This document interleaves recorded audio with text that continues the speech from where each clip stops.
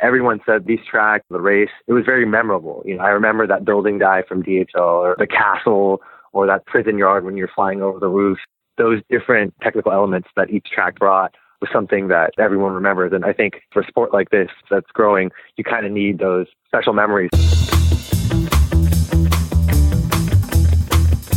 You're listening to the Drone Radio Show podcast, the show about drones and the people who use them for business, fun, and research.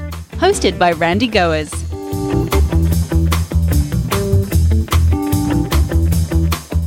Hello, everyone. This is Randy Goers, and welcome to the Drone Radio Show podcast, episode 133.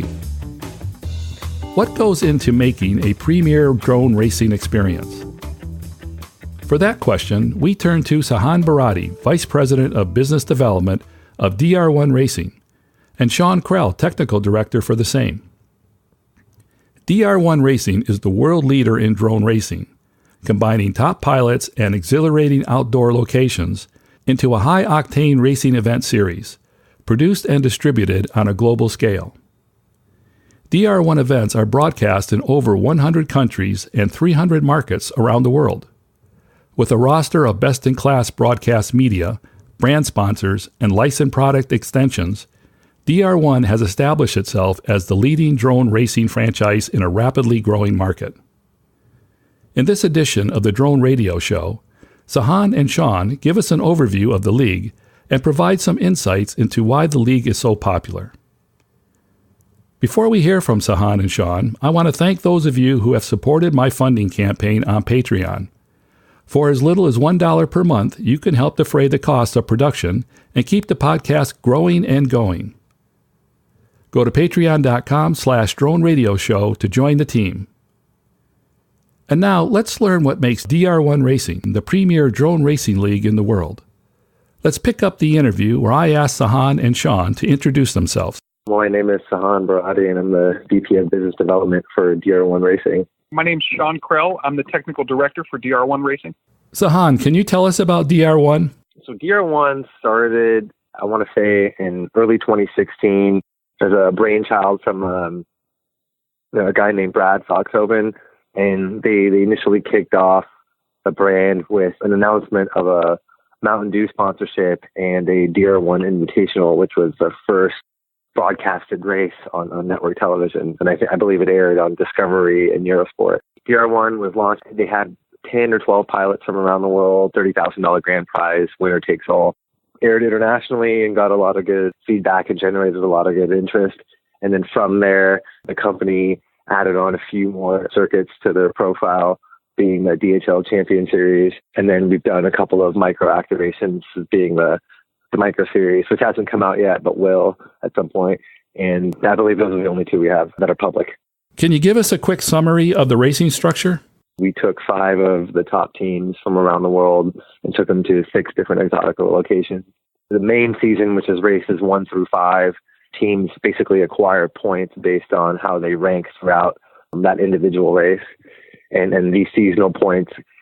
And so this structure also had a pit stop in which pilots would have to do battery swaps and continue on flying. So these are some of the new formats we kind of brought to the table with the Champion Series. And I can let Sean talk more about it. Yes, what sets this apart, what sets the Champion Series apart was definitely the team format. This was kind of a new thing. We're not the first to have done it, but I believe we're the first to have incorporated a team format and a pit stop, a mandatory pit stop. So you really are not only relying on the 2 pilots in the air, but you're also relying on your third guy, who's your pit guy, who's going to do all your battery swaps. And that's really where you were going to either shave off seconds or end up in last place. It was kind of crucial to have a guy who knew what he was doing, was going to be able to swap you out really quickly. So the courses were, like Sahand said, all over the world. What we kept consistent throughout them was that really the natural topography and environment was what we wanted to highlight. So what we did was we scouted out our 6 favorite locations all across the world and basically set up our gates, our triangle gate, to accentuate the course within that space. So, we'd set up a 3,000-foot lap, and each race consisted of 4 laps and 7 gates. And that was it. That was consistent throughout the series. And the pilots knew they had to hit all of those gates. They had to do 2 laps and a pit stop or complete 4 laps a mandatory pit stop. And I think that's what kept it interesting. I mean, a lot of these guys are used to racing on their own, but when you incorporate team racing, it's a whole different ballgame. You're relying on your team to not only do the pit stop, but also to kind of rack up those points too, because it's not just a single race, it's a seasonal play in there. A lot of the pilots were really pleased with that. A lot of those guys are telling me this is the coolest racing format I've ever been a part of. The team race really felt special. Like I say, the other unique thing that we did was this format allowed for open spec. So we defined parameters to let pilots pick. As long as they pick parts that fall within our specifications, they're allowed to race anything they wanted. And raising the battery limit to 6S, I think, really pushed a lot of these teams and pilots and even manufacturers to kind of come out with that technology. And what you saw when they brought these higher cell batteries and electronics that could handle them is these guys would top out at faster speeds. And so some of the locations, though, the 3,000 feet, they get to them quite quickly. And it was really exciting to see from a spectator standpoint. Did you encounter any surprises in any of the events this season? Every location had its own challenges. We did these 6 races back to back. So all this was shot in just under 4 weeks. And so when you're going from deserts of 100 plus degrees in California, in which we've faced, fatal temperatures, to dust storms in the Mojave Boneyard that, brought 40 mile an hour gusts where you couldn't even see your hand in front of you when you had it out. So, I mean, Mother Nature didn't hold back any surprises, but, when you're doing an outdoor circuit, you're kind of beholden to the elements. But I think having pilots deal with that and having to factor that in versus, for example, like indoor racing or something, that kind of makes things a little bit more interesting and a little bit more badass, in my opinion. And so every location had its own challenge. Bonn, we had rain that we had to go in and out of. Spike Island, practice was cut short because we were hit with a storm that came in with gale force winds. And we showed up the next day and there was no tents. Like all the tents we set up the night before were completely blown out of sight. And so we searched the island and eventually found them. And so, with sandbags and stakes and everything, these things still got blown away. So it was quite surprising. We had a little bit of rain and same with Isle of Man, but overall the weather held for us to get through all 6 races. And we're definitely fortunate for that. How has the fan response been? The show has just started airing. I don't think any one network's gone through all 6 episodes yet. So, we've gotten feedback from individual episodes, but nothing yet on the series. And I think, obviously people like what they see and they understand the general format and structure. But, we also accept that there's always room for improvement. And so I think next year, will obviously be better than this year, just like the Champion Series was a huge step up from the Invitational. So recently, you had a race that was aired on CBS. Yeah, that was a 1-hour special that recaps races 1 through 5 and then showed the finals. And so that was exclusive to CBS. What's the significance of CBS joining DR1 as a media sponsor? CBS is a great network partner to have. Obviously getting something on primetime television, any sport for that matter, is a huge accomplishment for an industry. So I think for them to recognize where drone racing is gone and for them to, want to air this 1-hour special with DR1 was a huge accomplishment, not just for DR1 as a company, but the sport as a whole. And so we hope that everyone liked what they saw. And I'm sure we'll be talking with folks over at CBS after some data's come in and whatnot and kind of review how things have gone. But for now, everything looks good on our end. We had 2 giant milestones for DR1 from the inception of the company, the first TV broadcast of a drone race, and then the first major network broadcast of a drone race. It's a pretty big deal. When planning your race events, what do you feel are the key elements that make DR1 events stand out? For us, we very much want to try new things that can maybe help us tell that story a little bit better, and whether that's a technology solution or a way we format the show. But I think there's definitely still no right answer on that. In terms of more logistical stuff within our preparation, we're an outdoor series, so scouting for these locations requires a little bit different thinking versus, any other type of racing. And since we like to go to remote, exotic locations, finding these places can be challenging, but that's what kind of makes working at DR1 fun, is you get shipped over to all these exotic locations and see places that most people don't get to see, let alone then host a drone race there. So all in all, it requires a lot of work, but I wouldn't be doing anything else.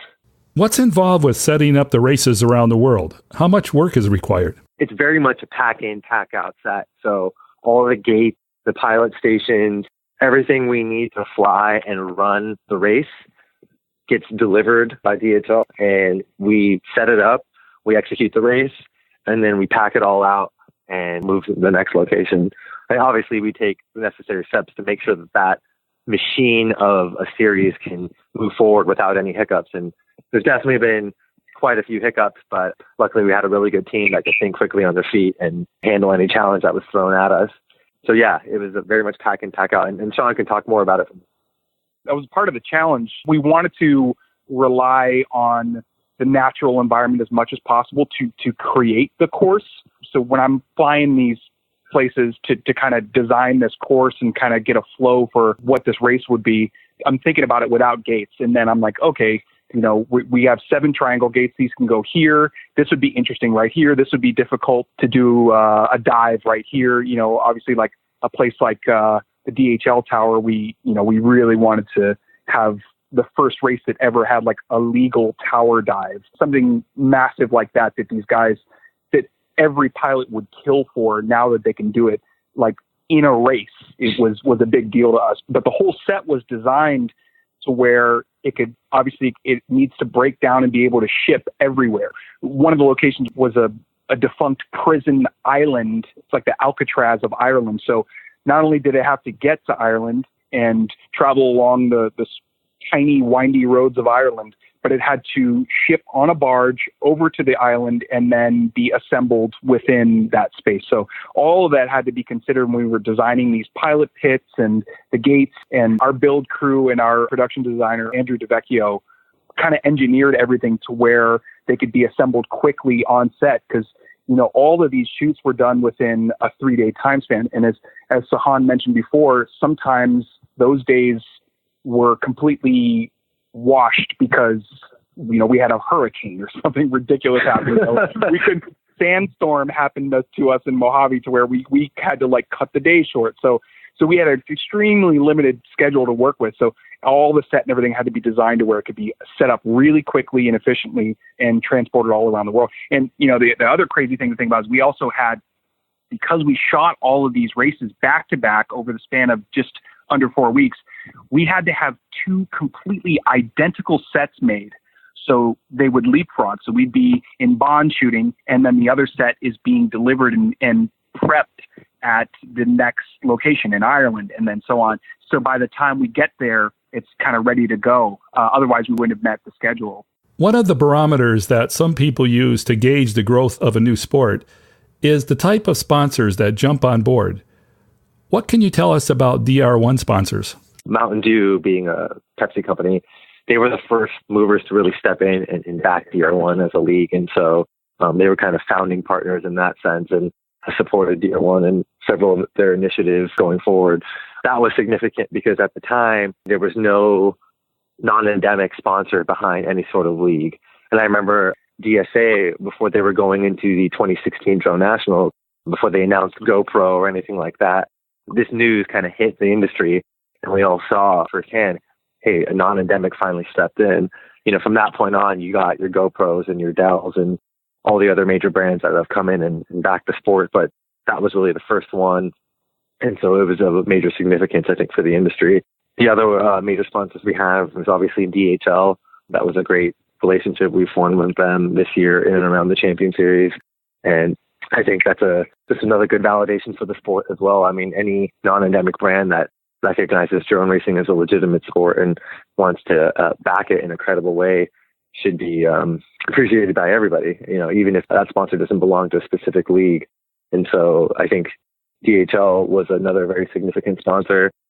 So I think any sponsor that comes in and backs the sport should be recognized, as the sport is definitely growing and will need more sponsorship to move forward. The league also has a healthy European following as well, right? Some of our pilots, our best ones in the league, all come from Europe. Dana UK, Mac and Gary, all the Next Stage guys, and Vince from Amsterdam. So, at a pilot level, we definitely have some good talent coming from there. At a league level, Eurosport being one of our main broadcast partners, we're on their main channel every week along with the several re-airs that we have. So I know from an exposure standpoint, there's a lot for Europe. DHL also being a German-based company and a title sponsor of our main series also brings added exposure. So I think our presence in and around Europe is quite strong, along with the United States. And as markets move over to Asia and the rest of the world, I think everyone will be throwing the brands out there as well. For many people who haven't raced a drone or even seen a drone race, they have difficulty in understanding the allure. So can you describe why drone racing appeals to so many different people?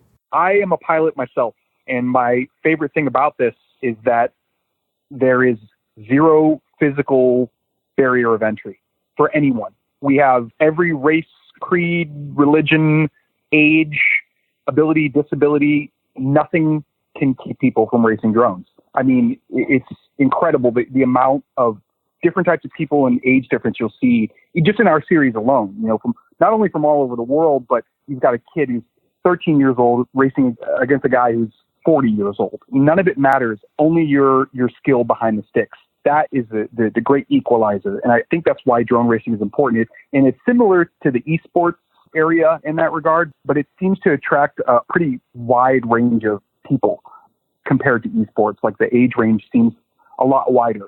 And maybe that's just because the history of RC has had a pretty wide age range. I'm not sure. But yeah, I think drone racing is important because there is no physical barrier of entry. From a content standpoint, everyone loves, at some point within their life, fantasizes about flying, like Superman, and FPV kind of gives you that experience. And so things you've always imagined you can do, like flying across Grand Canyon or diving a building or anything really that your imagination can think of in a 3D environment, the drone can now do for you, and you can experience that through FPV. And so there's never really been anything like that before. I mean, guys can go through virtual reality simulators or whatnot, but you've never had the full freedom of control in a real environment. And as far as I can look back in history, man's always raced anything it can compete with. So whether it's running or horseback riding or motorcycle riding, man's always wanted to race. And so when you combine that rush of flying and with racing, you get really compelling content. And so that's why I think drone racing has such a mass appeal. I think it's important right now, too, with the saturation of YouTube and social media. You can put a GoPro on this thing and show the world your perspective from a drone. I think that's a huge part of why this sport just blew up. If you ask any of these drone pilots, hey, what got you into the sport? They're probably going to say, I watched this YouTube video. And that is what the aspirational play for us is too. These kids are watching these things and saying, how can I do this? What type of earnings are the pilots making in the league right now? DR1 has some contracted pilots, and then we have pilots that enter through the teams that they fly for. Depending on the relationship, it's one or the other. I know for the Champion Series, we had a $50,000 winner takes all prizes. As for contracted pilots, it really varies on the pilot and the team they belong to and the relationship they have with their team owners. And so I know pilots definitely make revenue not just at the league level or team level, but also at the sponsorship level as well. And so depending on a certain pilot's profile, they could be making various dollars from manufacturers who pay for them to fly and promote their product. As with any emerging sport, there are usually several entities that start out hoping to establish themselves as the leader. And I think there's a natural tendency to compare DR1 to the Drone Racing League and then other emerging leagues as well. Do you see yourselves as a rivalry or in competition with other leagues?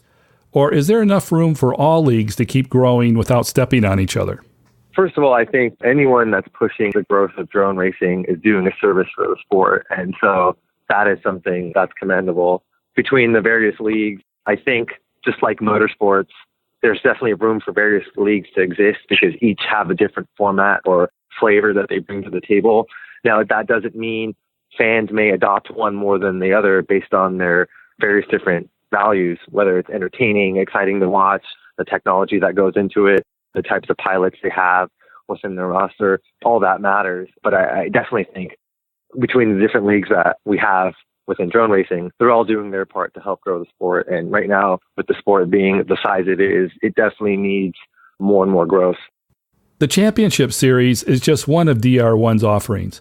The league also has a micro-drone race competition. We looked at micros as a great entry-level platform for anyone to really get into flying. And so for kids that are young, you need something that's accessible, inexpensive, and safe. And the micros kind of meet all that criteria. They're also easier to fly than, the mini quads you see on television. And so through micro series is really an aspirational play for kids to look at drone racing from the micro size and say, look, I can get on television, I can compete and win prizes and money and whatnot. And so it's really a way to kind of help grow the sport and grow the industry. I mean, a lot of kids can use the simulator, but most of them want to have the real experience. And given the cost benefits and safety measures, I think it's a great way to really get kids involved and grow the sport. They also get the chance to try first-person view. Yeah, exactly. Micros are to drone racing what go-karts are to F1. They really can feel like you're training for a real drone race without causing bodily harm to people and being able to fly indoors and make anything a race course.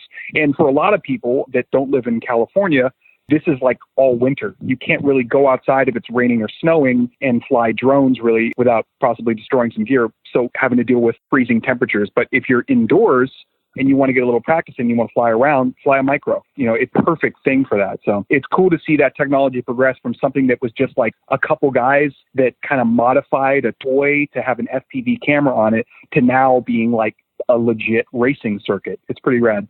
And as I understand it, you teamed up with Hogs to produce a micro drone that people can buy. Yeah, we did. We released 2 models of them. One of them was a line of sight drone, and the second one was an FPV. We're definitely happy with how the products turned out. I think they're, for the price point and what you get, it's a great value for any kid who wants to learn how to fly and then eventually progress to something bigger and faster. So what's next once this series wraps up? The Champion Series is 100% coming back, not just with the same sponsors as we had, but more piling on. As everyone recognizes that given the format and the locations and the pilots we have, we definitely have something special going on. And then there's several new opportunities that, I can't really discuss at the moment, but these other initiatives are all really there to help grow the drone racing fan base. And I think will bring some unique and clever format to drone racing that may attract more people to the sport. I have one question, but really more of a curiosity. Sahand, I saw that prior to joining DR1, you worked with Bank of America for 5 years. How does one decide to leave a great place like Bank of America for a startup in the drone racing field? Prior to that, I used to work in event production, kind of in the music and entertainment industry. And so I was really more on the logistic side of throwing large-scale events with mass people. And from there, got a drone, as many people did, as a Christmas present and fell in love with it. And through YouTube and the internet, found drone racing and met some like-minded people at the time and joined previous groups like IDRA or DSA that have done, events such as the World Drone Prix and the 2016 Drone Nationals. But through that journey, I kind of ended up with DR1 and we've really been fortunate enough to find a good team here where we all get along really well, but we're more like a small dysfunctional family now, but in a very good way. And so very happy with the decision to come over to DR1. Hey, Sean, what's this experience been like for you? Joining DR1 has been the absolute best thing that ever could have happened in my drone career.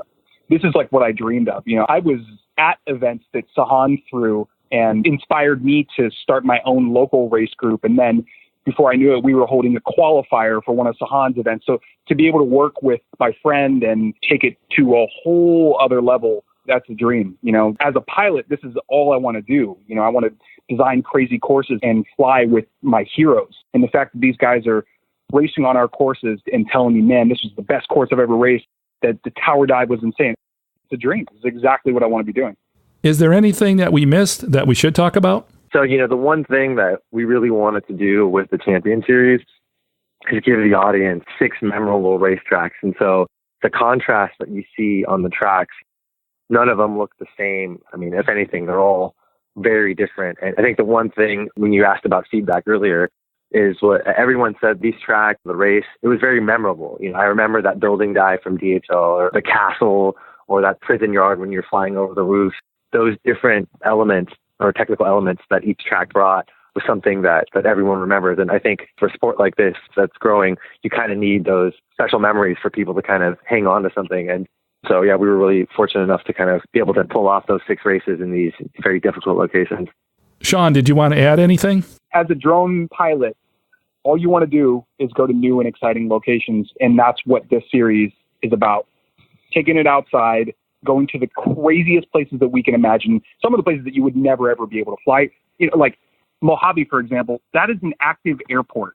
We had to work really, really closely with the FAA and the local ATC to make sure that all the regulations were followed to a T. But racing through an airline boneyard, that kind of stuff is like, that's what FPV dreams are made of, being able to check out these locations that you would never, ever be able to fly, tower dives and just, racing along a cliffside. That's it. All these guys, seeing their faces after we did these races, that was a big deal, like the gratification and challenge that we put them through. That's what we're trying to accomplish. And for my final question, Sahand, what message would you like to leave people about DR1's role in drone racing? And especially what fans can expect from the product that you guys hope to deliver? I think going into 2018, DR1 is going to continue to lead the sport of drone racing, bringing fast and exciting races from exotic locations all over the world. We'll continue to bring top talent from various countries throughout the world, not just within the form of racing teams, but individual pilots as well. We'll continue to put out content that will be well received from not just the core community, but new fans as well, and keep pushing the good fight. That's it for episode 133 of the Drone Radio Show. I hope you enjoyed listening to Sahand Barati and Sean Krell of DR1 Racing. I want to thank Sahand and Sean for taking the time to speak with me. If you want to learn more about DR1 Racing or want to connect with Sahand or Sean, check out the website at dr1racing.tv. If you like the Drone Radio Show, please consider supporting the podcast with a small donation. The content is always free, but for as little as $1 per month, you can help defray the cost of production. To donate, go to patreon.com/Drone Radio Show. Thanks for listening. Your support means a lot to me, and I hope you'll listen to more episodes of the Drone Radio Show podcast to hear how others are using drones for business, fun, and research. For the Drone Radio Show, I'm Randy Goers.